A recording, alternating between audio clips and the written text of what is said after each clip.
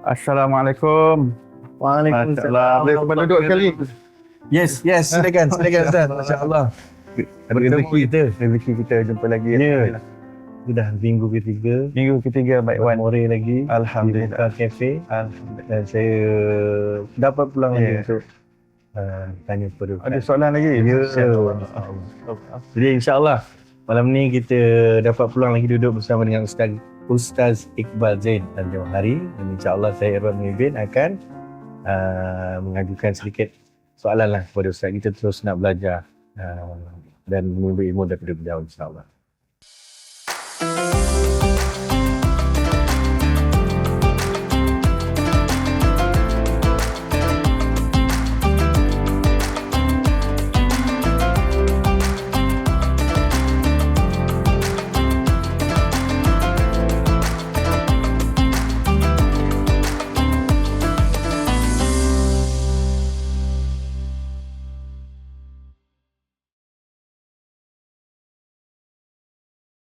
Ustaz, bismillah. Bismillah. Alhamdulillah. Allahumma salli ala Sayyidina Muhammad wa ala ali Sayyidina Muhammad. Minggu lepas kita duduk Ustaz ceritakan tentang bagaimana apa orang kata nak mendisiplinkan diri itu, dan dalam nak mendisiplinkan diri itu Allah tahu hamba dia ni memang perlukan motivasi. Allah rahsiakan satu malam yang luar biasa yang hanya ada pada bulan Ramadan. Ya. Jadi Ustaz, kita nak bercerita tentang satu malam yang boleh ataupun bakal mengubah takdir kita. Ya. Baik. Dia berkaitan dengan takdir tadi yang Abang Iwan tanyakan tadi. Subhanallah. Dia suatu permasalahan ataupun perbincangan yang agak berat dan mendalam, tapi mudah-mudahan saya dapat uraikan dengan cara yang mudah difahamilah insya-Allah. Baik. Bila sebut takdir ni, pertamanya kita kena faham bahawa ada sesuatu yang berada dalam ilmu ilahi. Ya, ilmu ilahi yang tidak dipindahkan pada Lauh Mahfuz. Ilmu ilahi, segala pengetahuan dan segala maklumat yang diketahui oleh Allah, ianya telah wujud secara azali dan tidak akan berlaku sebarang perubahan pada ketetapan yang ada dalam ilmu ilahi. Ketentuan Allah, takdir yang ada dalam ilmu ilahi. Ya. Ilmu adalah sifat yang ada pada zat Allah. Jadi sifat ilmu, pada sifat ilmu itu ada maklumat-maklumat yang diketahui. Maklumat ni Allah dah tahu secara terperinci semua sekali. Apa yang nak berlaku pada alam dunia, apa yang dah berlaku dan apa yang akan berlaku, semua berada dalam pengetahuan Allah secara merangkumi, secara meliputi. Tidak ada sesuatu apa pun yang terlindung daripada ilmu ilahi. Itu dah wujud secara azali. Baik. Ada pula yang dipanggil sebagai ilmu, sebahagian daripada ilmu, bukan semua ilmu Allah lah, sebahagian daripada ilmu yang Allah pindahkan ke Lauh Mahfuz, yang Allah Ta'ala ciptakan qalam, iaitu pena pada dimensi yang tinggi untuk menulis suratan takdir dalam Lauh Mahfuz. Baik. Suratan takdir yang tertulis dalam Lauh Mahfuz ini adalah dalam skop makhluk. Dia berbeza dengan maklumat yang Allah Ta'ala tahu dalam ilmunya. Itu bukan makhluk. Itu memang maklumat yang ada pada ilmu ilahi. Itu azali. Itu pada zat ilahi. Yang ni yang dah dipindahkan, ini makhluk. Jadi Lauh Mahfuz itu makhluk. Qalam yang menulis suratan takdir itu makhluk. Dan tulisan takdir yang ada dalam Lauh Mahfuz pun makhluk juga.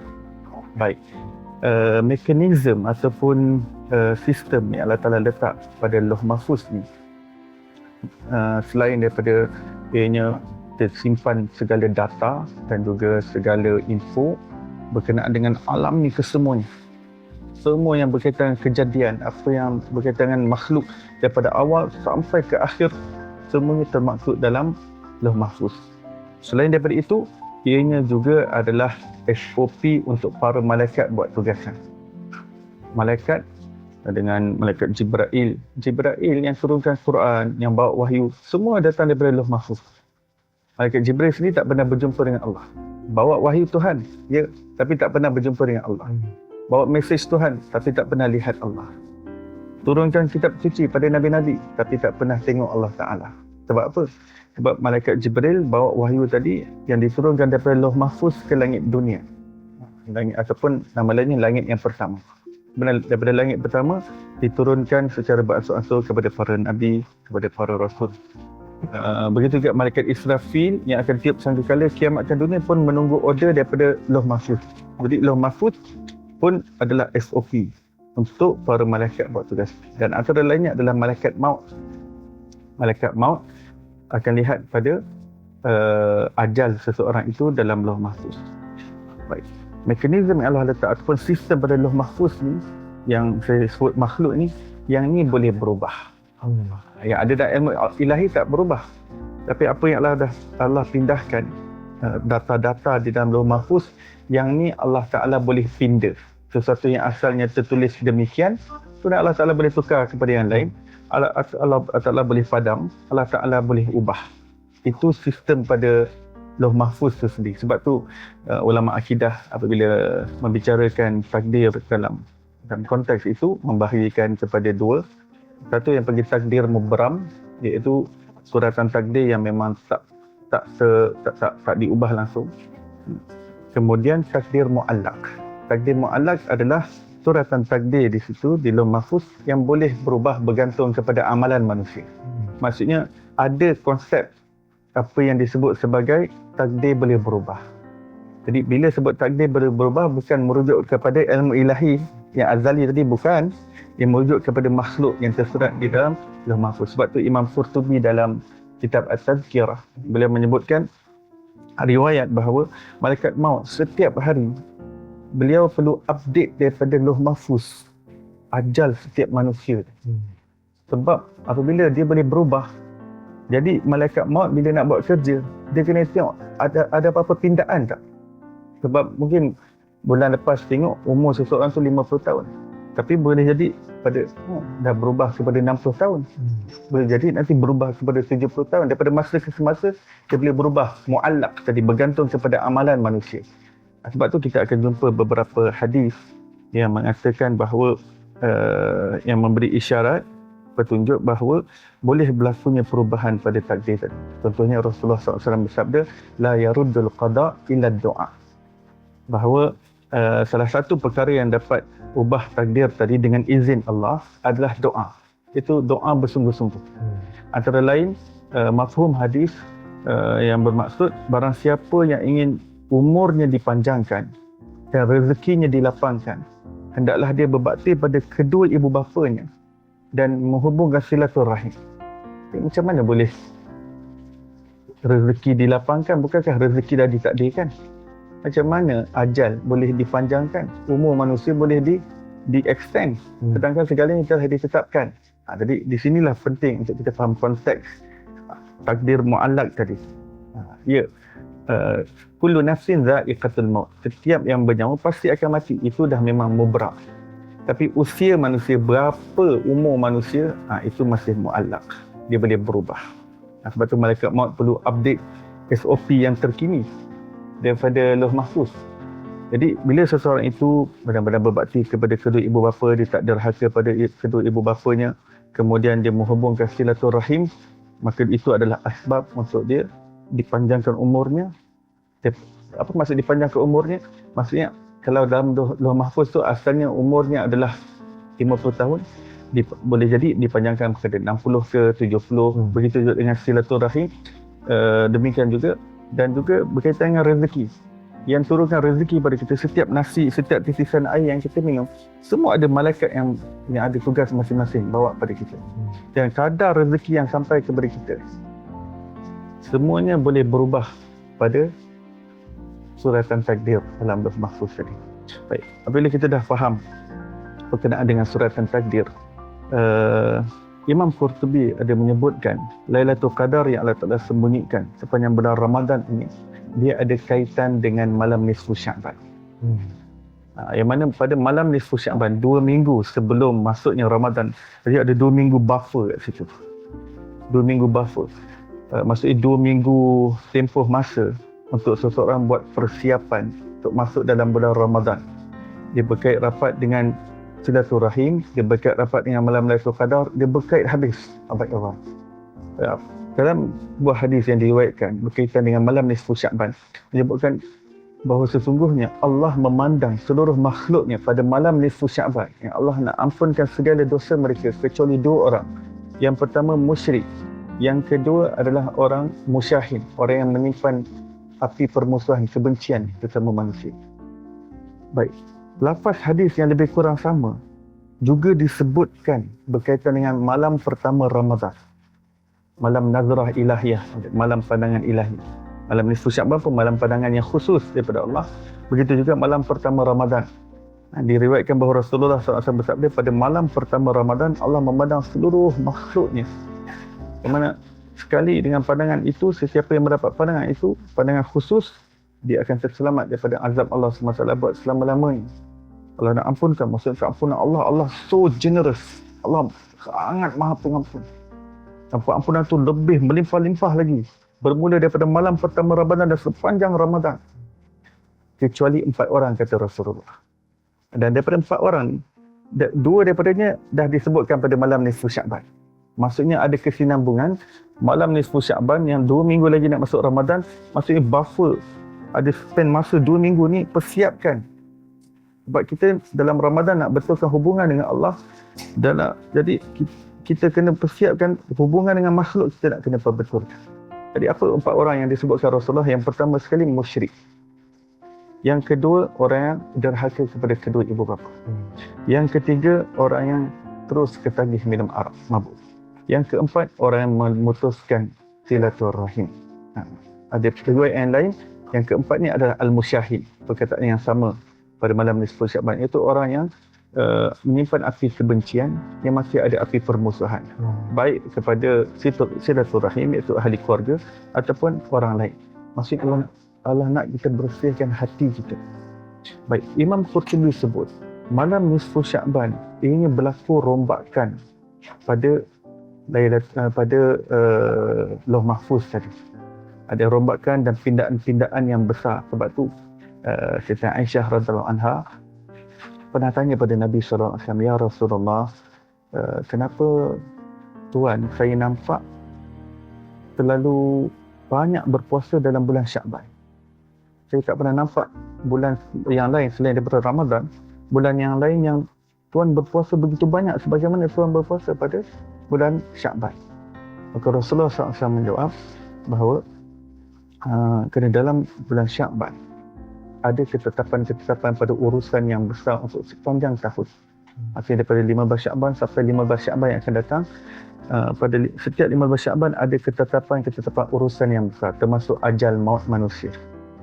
Jadi, dan juga sepanjang bulan Sya'ban, amalan-amalan diangkat. Maksud report-report amalan kita secara tahunan diangkat ke langit, dan amalan diangkat, dan ada rombakan, ada pindaan pada malam nisfu Sya'ban. Jadi ketetapan rombakan itu pada malam nisfu Sya'ban, saya menginginkan agar dengan berpuasa ini, dengan ekstra amal ibadah yang dilakukan bulan Sya'ban ini, dia memberi pengaruh yang baik kepada apa yang nak ditunda di dalam Lauh Mahfuz tersebut. Saya mengharapkan kebaikan yang Allah telah tetapkan untuk saya. Jadi kerana itu ulama mengatakan malam nisfu Sya'ban ianya ada kena-mengena dengan rombakan itu, tapi ketetapan rombakan itu akan diserahkan kepada malaikat, diluluskan dan diserahkan kepada malaikat untuk endorse inilah ketetapan yang sebenar pada malam Lailatul Qadar. Jadi Imam Qurtubi kata rombakan malam nisfu Sya'ban. Okay, malam nisfu Sya'ban kita semua tahu bila tarikhnya, bila malamnya, bila, jadi kita dah boleh beramal ibadah. Ya. Tapi malam Lailatul Qadar telah rahsiakan. Tapi manusia bekerja dan belum fastabiqul khairat. Wa fi dzalika falyatanafasil mutanafisun. Dalam perkara yang baik dan sesuatu yang tinggi itu yang kamu perlu berlumba-lumba dan bekerja. Malam Lailatul Qadar sesuatu yang dirahsiakan, tapi pada malam Lailatul Qadar inilah qadar, perkataan al-qadar tersendiri, ramai ulama yang mengertikan qadar di situ ada kena-mengena dengan takdir. Kita sebut qada dan qadar. Selain daripada makna qadar, kemuliaan, keagungan, tapi dalam bahasa Arab qadar juga adalah kadar yang ditentukan, ketetapan, ketentuan. yang di-endorse, diserahkan kepada malaikat pada malam Lailatul Qadar, kamu lakukan yang ini. Maksud endorsement dan kelulusan itu pada malam Lailatul Qadar diserahkan, maksudnya dilepaskan kepada malaikat untuk buat apa yang menurut SOP dalam Lauh Mahfuz pada malam Lailatul Qadar. Cuma Lailatul Qadar itu dirahsiakan. Jadi ia bukan sekadar 1000 bulan yang memang kita semua nak bekerja 1000 bulan tadi. Tetapi ini ada kena mengena dengan sesuatu yang berada pada alam yang tinggi, dimensi yang tinggi. Kita berada di alam yang rendah, tetapi Rasulullah ini Allah Ta'ala dah singkap dengan perkara gaib. Rasulullah mengenal Allah, mengenal perkara-perkara yang gaib, dan Rasulullah ajak hati kita pun mengenal Allah, mengenal bagaimana keindahan sistem yang Allah letak, pada Lauh Mahfuz, supaya kita jangan berputus asa daripada rahmat Allah. Bila kita dapat tahu, oh, takdir itu boleh berubah, maksudnya kita tak boleh berpatah harap daripada Allah Ta'ala. Lagi boleh berubah, kita tak boleh kata, oh, tata aku ni dah memang ahli neraka, tata aku ni dah memang ahli celaka. Tidak. Sebab dalam hadis juga menyebutkan bahawa dalam doa yang dibuat oleh Sayyidina Ibnu Mas'ud, radhiyallahu anhu, bahawa ya Allah, jika kau tuliskan aku daripada kalangan ahli celaka, kau tukarkanlah aku kepada ahli bahagia. Maksudnya salah satu daripada perkara yang boleh ditukar, kalau nama kita termaktub sebagai ahli neraka, kalau kita beramal soleh, tak berputus asa, terus berdoa, terus berusaha bersungguh-sungguh, boleh berubah sehingga menjadi ahli syurga, ahli bahagia. Begitulah. Cuma kata Lailatul Qadar ini di sisi orang-orang soleh yang tinggi, dan kita semua nak jadi orang-orang soleh yang tinggi darjat ini. Mereka menganggap tiap-tiap malam adalah Lailatul Qadar. Sebelum ini saya sebutkan, kalau boleh macam mana sepanjang hidup kita seperti bulan Ramadan dan bulan hari raya kita, hari berbuka kita adalah waktu kita berjumpa dengan Allah dan kekasihnya Nabi SAW. Sekarang daripada sudut konteks Lailatul Qadar pula, di sisi orang-orang soleh, orang-orang yang hati mereka jernih, mereka menganggap tiap-tiap malam adalah Lailatul Qadar. Mereka tak tunggu Ramadan baru mereka nak kejar Lailatul Qadar. Tapi inilah sebulan latihan. Kita nak sampai ke darjat itu, hidupkan tiap-tiap malam memburu Lailatul Qadar. Maksud memburu bukan kita duduk tepi tingkap, kecongok mana Lailatul Qadar, tengok mana-mana pokok sujud ke. Tidak. Maksud memburu Lailatul Qadar, kita giatkan dengan ibadah, giatkan dengan tasarruf pada Allah SWT. Semoga Allah Ta'ala terima insya-Allah amal ibadah kita, sujud kita, rukuk kita, Al-Quran kita, tilawah, sedekah kita insya-Allah. Mudah-mudahan Allah pandang kita dengan pandangan yang khusus. Amin ya rabbal alamin. Amin ya Allah. Bila Ustaz kongsikan semua tu, tak ada perkataan lain yang lalu yang hadir dalam minda dan hati saya melainkan satu perkataan, yakni harap. Ya. Seolah-olah harap tu satu elemen penting dalam doa. Betul. Kalau tak ada harapan, kalau kita berdoa tu tak ada elemen harapan tu, seolah doa tu tidak tak ada kualitinya. Betul. Dan mungkin ada risiko tidak diterima. Dan seperti yang Ustaz sebut tadi, ada orang-orang terdahulu memang melihat yang sepanjang hidup mereka adalah Ramadan, dan hari raya mereka adalah hari mereka bertemu dengan Allah Subhanahu Wa Taala. Saya melihat itu sebagai Allah mendatangkan kita ruang-ruang dan peluang seperti Ramadan untuk menjaga harapan kita kepadanya. Ya, benar. Pasal dengan harap itulah yang saya rasa sekarang ni lah, yang saya boleh bangun besok pagi dan terus berusaha dengan atas harapan kita kepada Allah Subhanahu. Betul tak? Betul, berharap dan bersangka baik pada Allah Ta'ala. Kita tak bersangka buruk. Kalau kita bersangka baik, kita sentiasa sangka, kata malam ni dah Lailatul Qadar. Kata malam Lailatul Qadar. Orang yang sentiasa sepanjang tahun bersangka baik, tiap malam dia jadikan pemburuan pada Lailatul Qadar. Maksudnya dia tak ada momen yang dia kata alamak dah terlepas lah ni. Nak kena tunggu tahun depan. Tak ada ruang untuk dia tidak menaruh harap. Selagi mana kita ada masa sekarang tu, itu hadiah daripada Allah. Sebab tu masa sekarang tu disebut presence. Walaupun ejaan dia lain sikit, tapi nak dia punya pronunciation tu presence. Itu hadiah daripada Allah sekarang. Yang dah lepas, yang akan datang tak tahu tak sampai ke tak pada kita. Tapi yang sekarang presence, kita give from Allah SWT. Alhamdulillah. Terima kasih Ustaz. Terima kasih. Mudah-mudahan kita punya present more malam ini nampak macam menunggu kita. Ya. InsyaAllah. Ya, silakan. In apa ni? Bismillah. Mungkin tidak. Bismillah. Bismillah. Bismillah. Bang Ewan makan kek. Bismillah. Masya Allah.